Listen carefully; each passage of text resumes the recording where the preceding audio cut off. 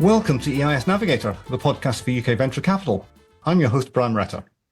Today we continue with our basic series, and today we're going to talk about venture capital trusts and give you an introduction to what they are. As a reminder, as well as the audio podcast version, you can see a video version on YouTube as well. And today I'm delighted to be joined by Nel Isaac, who is a senior manager for strategic partnerships at Foresight Group. Welcome to the podcast, Nel. Thank you very much, Brian. So we had one of your colleagues back on the podcast way back on episode 47, which seems like a long time ago. Oh, really? Who was that? Andy Floxam, I think. Yeah, it would have been, yes. Yeah. So yeah, but if anyone missed that or doesn't know who Foresight are, do you maybe want to tell us briefly who they are and what they do? Yes, of course. So Foresight Group are a private equity and infrastructure investment manager, and we manage around 13 billion of assets on behalf of institutional clients and retail clients. So I work in the retail fundraising team, which is predominantly high net worth clients who invest via financial advisors. Yeah. Excellent. And yeah, as one of the largest managers in the space, I think you're probably pretty well placed. You have 4 VCTs, I think. Yes, that's correct. So 1 open at the moment and the other 3 due to hopefully open towards the end of the year or beginning of next year. Today we are talking about venture capital trusts, VCTs, and I think probably a good place to start is just saying, well, what is a VCT? What is a VCT? Yes, or more formally known as a venture capital trust. So it's a company that is listed on the London Stock Exchange, and it invests into lots of small early stage businesses, and it holds these investments for several years, helping them grow while gradually adding new ones to the portfolio. And it was an incentive created by the government in 1995, so 30 years ago. And the idea was to, and is still, to encourage investment into small, early stage, high growth businesses by offering tax incentives to the end investor. Yeah, and I think, the stats showing that it's been pretty successful at that, actually. Yeah, definitely. I think 3 billion has been raised in the last 3 years for VCTs. Yeah. So becoming a really kind of popular strategy. Yeah. And I think it's really amazing as well that some of the companies that started off with funding from VCTs have grown to be kind of household names in themselves. So some companies that people might not know were originally funded by VCTs like Zoopla, Virgin Wines, Grays, Fevertree. Some have also achieved listing on the London Stock Exchange, and some have also been sold to big brands like Microsoft, Amazon, for example. So really important component to the UK economy. Yeah. So you mentioned a few examples there of sort of companies. Maybe you want to tell us a little bit more about the sorts of companies and because there are some restrictions as well. But tell us a bit more about what a VCT actually invests in. Yeah, so there are some rules around, firstly, what qualifies for VCT investment. So the first thing to note is you've got qualifying holdings within a VCT and then also non-qualifying holdings. So 80% of the VCT needs to be in qualifying holdings, which is typically small, high-risk UK companies. And then the other 20% can be held in cash, listed equities, or other listed instruments, or liquid assets, essentially, to manage the liquidity and running costs of the VCTs.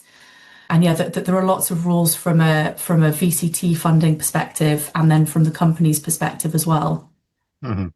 Yeah, and I think some of those about so there's a maximum amount you can put into a company. There's maximum company size. Yeah, exactly. So to be eligible for VCT funding, the company has to be unquoted or listed on AIM, but not the main market, have gross assets less than 15 million before investment and less than 16 million immediately after. has to have fewer than 250 full-time employees, and it has to have been trading for less than 7 years, or less than 10 years if it's knowledge intensive when it receives its first VCT fundraising. Yeah. And for those who maybe watched the earlier episodes, these are the same rules actually as for EIS.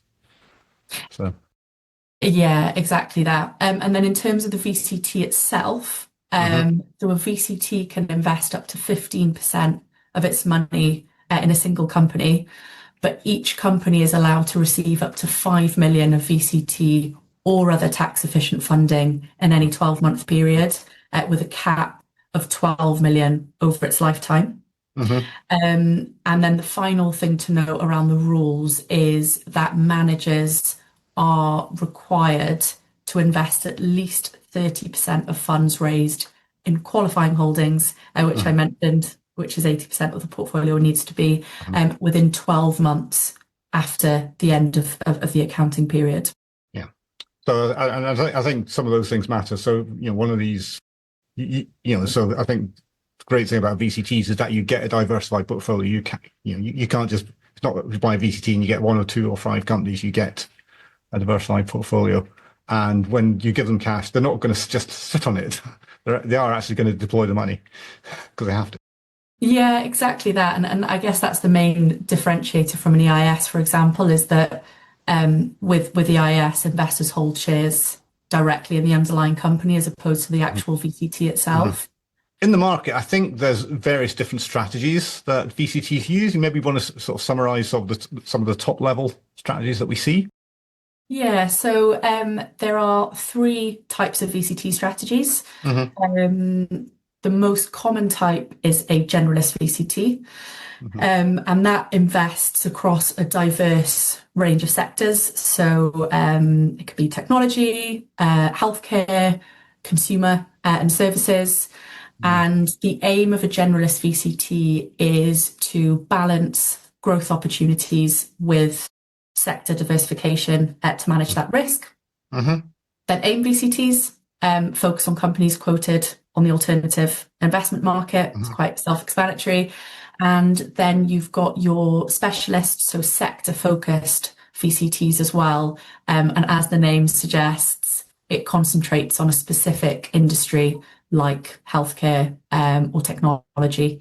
So it can be slightly more risky just from a single sector perspective, but you could expect higher returns from those types of VCTs as well if that sector performs particularly well. Yeah, I think it's probably fair to say they were probably more common a few years ago than they are now.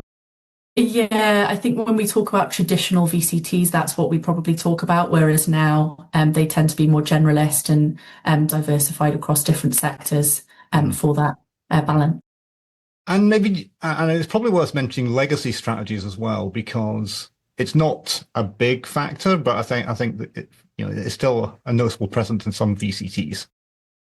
Yeah, so it's probably worth just talking about some of the investment strategies a VCT fund manager uses to structure a portfolio, and that can also vary. And that's where we probably talk about some of these legacy strategies. So some of the strategies they use are early stage growth investing, so backing young, high growth businesses, and they tend to be high risk, higher potential returns. And that's probably slightly more similar to an EIS.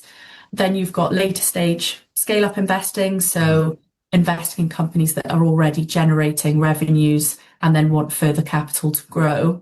So they might be slightly lower risk than your startups.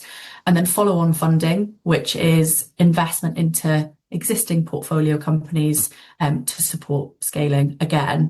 And then, as you mentioned, so managers used to be able to finance management buyouts or acquisitions within VCTs, but rules were put into place in 2015, so 10 years ago, to prevent these types of deals from happening, because the government decided that money had to be used for growth and development of these businesses as opposed to restructuring the ownership.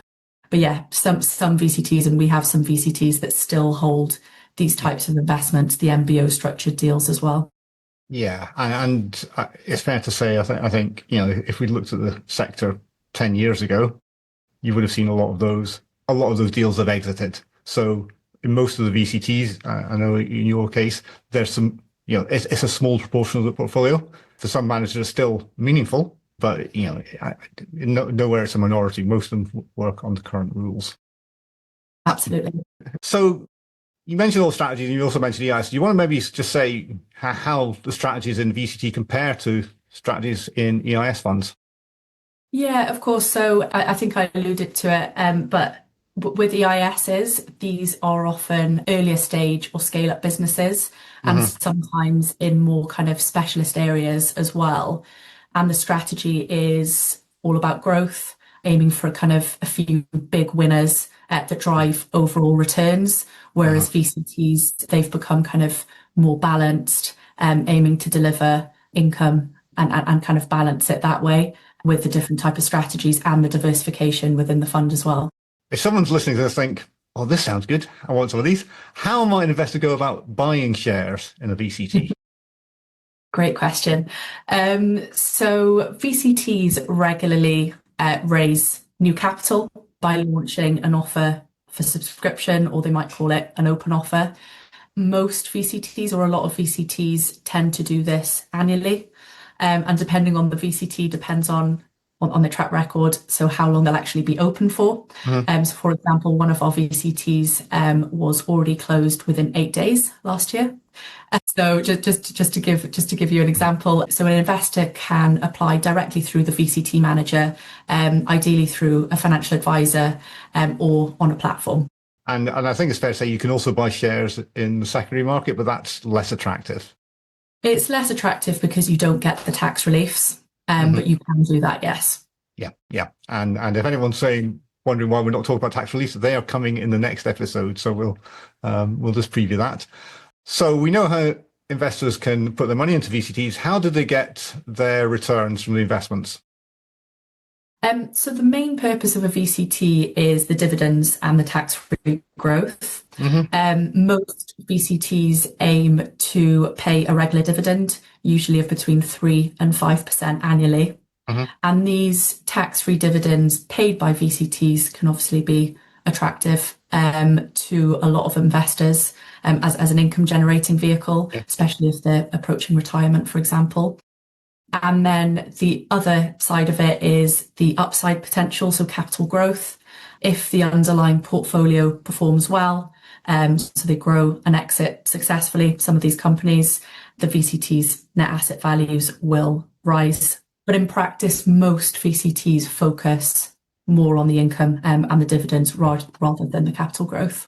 Yeah, and I think sometimes if a VCT gets a really good exit, they're more likely to pay special dividend. Exactly.